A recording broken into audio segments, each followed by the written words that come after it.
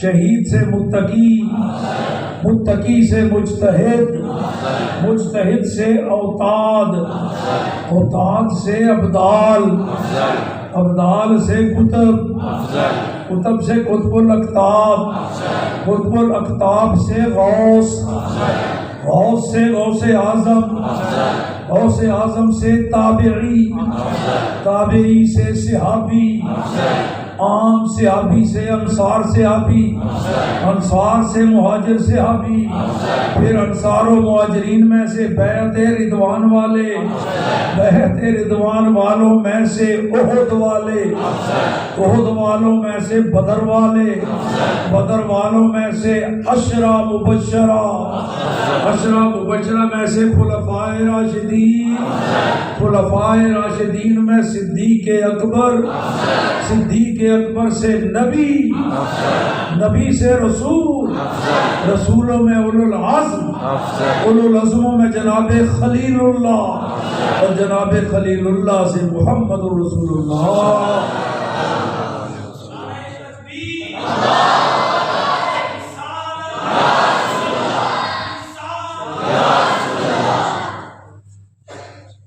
لو جی یہ رفعنا اللہ کا ذکر کی بات ہو گئی، آخر میں ایک نصیحت کہہ لو یا وصیت کہہ لو، دونوں کہنا جائز ہے۔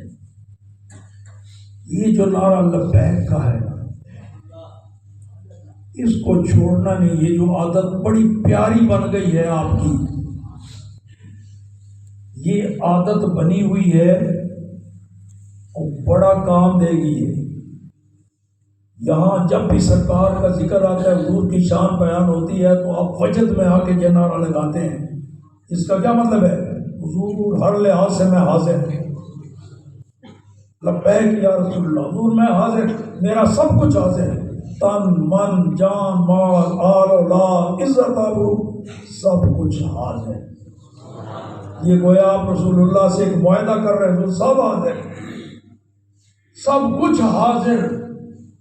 اس میں وہ 2 انچ کی پرچی بھی آتی ہے، ہاں یہ بھی ذرا خیال رکھنا۔ ادھر تو کہہ رہے حضور سب کچھ آپ کے لیے حاضر، اور وہاں جا کے پھر ڈنڈی مارے تو کل کو رسول اللہ کے تو سامنے ہونا ہی ہے نا۔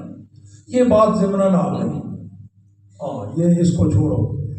تو یہ عادت پڑی ہوئی ہے آپ کو، جب آپ یہ نعرے لگا رہے ہوتے ہیں، دل و جان سے لگا رہے ہوتے ہیں، رسول اللہ سامنے نہیں ہوتے، بن دیکھے لگا رہے ہیں۔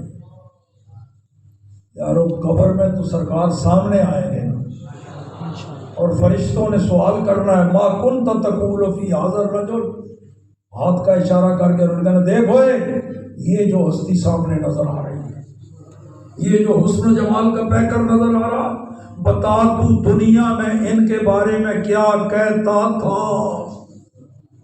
حدیث کا ترجمہ یہ بنتا ہے، ماضی استمراری، دنیا میں کیا کہتا رہا ان کے بارے میں، تو جو کچھ یہاں کہتا رہا وہی کہے گا نا۔ تو جس نے یہاں عادت بنائی ہوئی ہے وہاں فرشتوں کو سنا کے کہہ دے گا، سرکار کے یہاں تو بن دیکھے، وہاں حضور سامنے ہوں گے، قدموں پر گر کے بتائے گا یہ کہتا تھا لبیک لبیک لبیک۔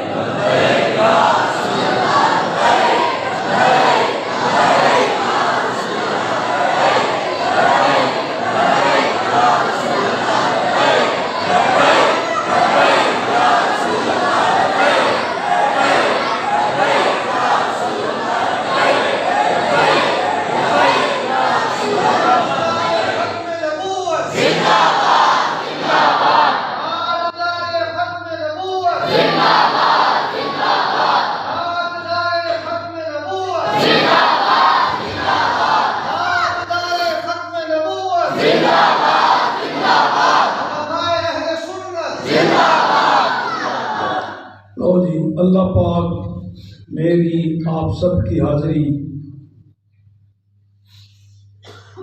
پہلے بتانا تھا، تقریر ختم کر رہا ہوں۔ آپ میرے کان میں کہہ رہے ہیں کہ سرکار غوث پاک کے بارے میں پہلے بتا دیں گے، لیکن چلو ہم نے ابھی تک تو ذکر کیا ہے رسول اعظم کا، اللہ نے سارے ہم کو اعظم عطا فرمائے، رسول اعظم، صدیق اکبر یعنی صدیق اعظم، پھر فاروق اعظم، پھر غوث اعظم، امام اعظم۔ دیکھو جی، ولی ہوتے ہیں تین قسم کے۔ ولی ایک وہ ہے جو عرصہ چلے کاٹتے ہیں، نفل پڑھتے ہیں، قرآن پاک کی تلاوت کرتے ہیں، جد و جہد کرتے ہیں، نفلی روزے رکھتے ہیں، پھر اللہ پاک خوش ہو کے ان کو ولی بنا دیتا ہے۔ ایک وہ ہے جنہوں نے کوئی زیادہ محنت نہیں کی ہوتی، کوئی چلے نہیں کاٹے، کچھ بھی نہیں، کوئی ایک کام ایسا وہ کر لیتے ہیں یا اللہ ان سے کروا لیتا ہے، وہ ایک ہی کام اتنا پیارا ہوتا ہے، اللہ اس کے انعام کے طور پر اس کو ولی بنا دیتا ہے۔ جیسے حضرت بشر حافی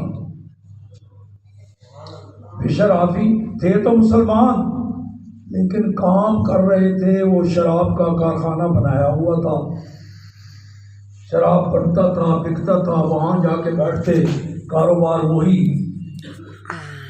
ایک دن گھر سے چلے اور جا رہے ہیں کارخانے میں، راستے میں دیکھا کاغذ کا ایک ٹکڑا ہوا سے اڑ رہا ہے، کبھی ادھر کبھی ادھر۔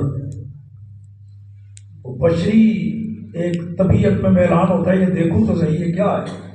کاغذ کے ٹکڑے کو اٹھایا تو اس پہ اللہ کا نام لکھا ہو۔ سبحان اللہ۔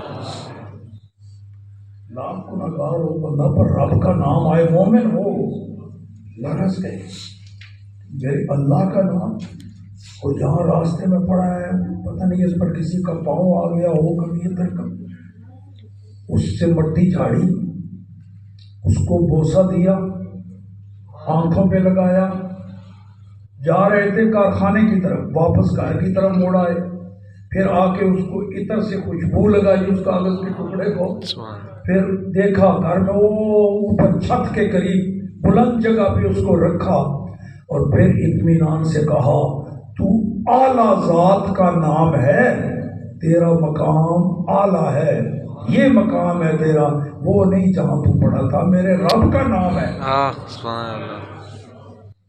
اللہ پاک ان کے اس کام پہ خوش ہوا، ولی بنا دیا، ولایت عطا ہو گئی۔ حضرت جنید بغدادی کو دیکھو، یہ بھی شروع میں پہلوان تھے، بادشاہ کے درباری پہلوان بغداد میں۔ اس بادشاہ کا اعلان تھا کوئی دنیا کا پہلوان میرے اس جنید پہلوان کی کنڈ لگا دے، شکست دے دے اس کو، میں اتنا انعام دوں گا، جو بھی آتا مار کھا کے جاتا۔ ایک دن ایک شاہ جی آ گئے، بغداد شہر کے ذرا مضافات میں رہتے تھے، محنت مزدوری کر کے گھر کا کام کاج چلا رہے تھے، بڑے پریشان حال، کبھی دیہڑی لگتی کبھی نہ لگتی، کبھی گھر میں فاقے بھی آ جاتے۔ تو ایک دن رات کو دل میں خیال آیا تو اپنی عالیہ، اپنی بیوی کو، وہ بھی سیدزادی تھی، کہنے لگے میرے ذہن میں خیال آ رہا ہے نا، صبح جا کے نا میں بادشاہ کے پاس میں کہوں میں تیرا چیلنج قبول کرتا ہوں، میں نے جنید کے ساتھ کشتی کرنی ہے۔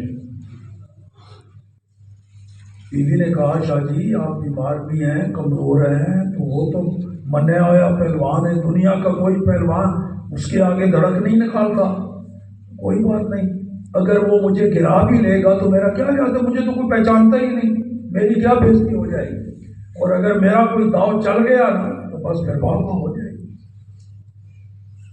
صبح گئے جی شاہ جی جا کے بادشاہ کو، اس بادشاہ نے کہا پہچانتا نہیں تھا کون ہے سی؟ بادشاہ نے کہا یار لگتا نہیں ہے تو پہلوان، تو کیوں تجھے موت تم آئی ہے، جنید سے کشتی کرنا معمولی کام۔ شاہ جی نے کہا تو نے جب چیلنج دیا تھا یہ پابندی لگائی تھی کہ کوئی اتنے من کا بندہ ہو تو تب میرے پہلوان سے لڑائی کرے، کمزور ہوں جیسا بھی ہوں میں ہوں، تو نے چیلنج دیا ہے میں قبول کرتا ہوں۔ بادشاہ کو ماننا پڑا، اعلان ہو گیا فلاں دن فلاں تاریخ فلاں وقت جنید پہلوان کی کشتی ہوگی، کسی پہلوان نے چیلنج قبول کیا ہے۔ آگے جناب میدان میں وہ حکمران بھی آ گیا، اس کے وزراء مشیر سارے آ گئے، کرسیاں لگ گئی، عوام بھی آ گئی۔ جنید پہلوان بڑے پہلوانوں کی طرح لنگوٹ کس کے میدان میں اترے۔ ادھر سے شاہ جی بھی ہجوم سے نکلے۔ جنید نے جب دیکھا، کہا اللہ کے بندے تو کون ہے؟ میں تو کشتی لڑنے آیا ہوں، کو پہلوان آنا تھا، میں ہی ہوں، چیلنج میں نے قبول کیا۔ جنید بغدادی نے کہا مجھے تو بڑا کمزور لگ رہا ہے۔ ہاتھ مسافہ کرتے ہیں نا یہ پہلوان، کبھی کشتی دیکھی ہوگی پہلوانوں کی، وہ کوئی سنت سمجھ کے مسافہ نہیں کر رہے ہوتے، وہ ایک دوسرے کو پرکھنے کے لیے ابتدا یہاں سے کرتے ہیں۔ جنید نے کہا میں نے تمہارا ہاتھ پکڑ کے دیکھ لیا ہے، تمہیں پہلوانی کا فن بھی نہیں آتا، کشتی کا، اور ہو بھی کمزور۔ انہوں نے کہا ذرا کان میرے نیڑے کر، میں تجھے بتاؤں کہ میں کون ہوں۔ جنید نے یوں کان گھمایا، میں کوئی پہلوان نہیں، نہ شاہ زور ہوں، نہ پیلتان ہوں، نہ مجھے کشتی آتی ہے، کچھ بھی نہیں ہوں، ہاں تیرے نبی کی آل سے ہوں، بس اور کچھ نہیں۔ اب جنید بغدادی پر لرزہ تھا، مگر اب میدان میں نکل چکے تھے، واپس ہٹ نہیں سکتے، تو ایک دو ہاتھ داؤ پیچ مارے اور جنید بغدادی خود پیٹھ کے بال گر گئے، اپنی چھاتی پر شاہ جی کو بٹھا دیا۔ بس نعرے لگنا شروع ہو گئے، جنید بغدادی پر آوازیں کسنے شروع ہو گئے، بادشاہ بھی گرم ہو گیا غصے میں، یہ کیا ہوا وہ کیا بات۔ اب بادشاہ ناراض ہو کے اپنے چلا گیا، لوگ سارا دن تانے دیتے رہے، مار کھانی تھی تو کسی پہلوان سے تو کھاتا، وہ ایک کمزور سا بندہ، یعنی لوگ نہیں جانتے تھے یہ کون ہے، کیونکہ محنت مزدوری کرتے باہر رہتے تھے کہ مضافات میں۔ سارا دن جنید بغدادی برداشت کرتے رہے، جب شام ہوئی تنگ آ کے کہنے لگے یار تم نے مجھے بڑا کوسا ہے، بڑے تانے دیے، سنو اصل مسئلہ کیا ہے۔ اصل حقیقت تو یہ ہے میں پہلوان ضرور ہوں، شاہ زور ہوں، لیکن نہ میں شمر ہوں نہ میں یزید ہوں۔ اللہ اکبر کبیرہ۔ تمہیں کیا پتا ہے میرے ساتھ کون کچھ تھی؟ وہ تو سید دادا تھا، میں کوئی شمر اور یزید ہوں کہ سید کی چھاتی پہ چڑھ کے بیٹھ جاتا۔ اب لوگ وہی جو آوازیں کس رہے تھے سارے تعریف کرنے لگ گئے جنید بغدادی۔ بادشاہ کو رپورٹ پہنچی، وہ بھی خوش ہو گیا اور معذرت کی جنید سے جو میں ناراض ہوا ہوں۔ ادھر یہ کام ہوا، رات کو سوئے عشاء کی نماز کے بعد جنید بغدادی، آنکھیں بند ہوئیں اور جناب قسمت کا دروازہ کھل گیا۔ سبحان اللہ۔ خواب میں دیکھا نبی پاک تشریف فرما ہے، صحابہ اکرام بیٹھے ہیں، نبی پاک یوں جھانک کے دیکھ رہے ہیں کسی کے انتظار میں، فرمایا ہے یار وہ میرا پہلوان نہیں آیا۔ جنید بغدادی کے کان میں آواز پڑی، خواب میں دیکھ رہے ہیں، دوڑ کے حضور کے قدموں سے حضور آپ کا پہلوان حاضر ہے۔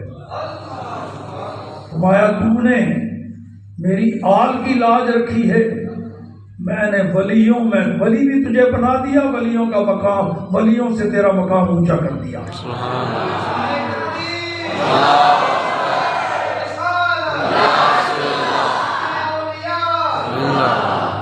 یہ دو قسمیں ہو گئی جی ولیوں کی جو میں نے بیان کی ہے، یہ دونوں وہ قسمیں ہیں کہ پیدا ہونے کے بعد کسی مرحلے پر وہ ولی بنتا ہے۔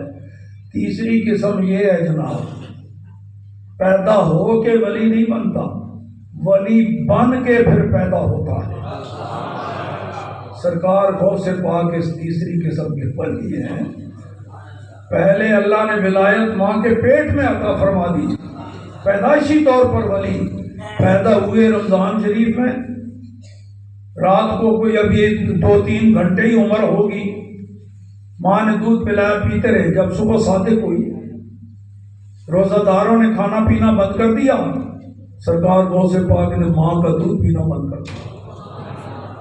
جب روزہ افطار ہوا تب دودھ پیا، مشہور ہو گیا لوگوں میں کہ سیدوں کے گھر جو بچہ پیدا ہوا ہے سید زادہ وہ پیدائشی ولی ہے۔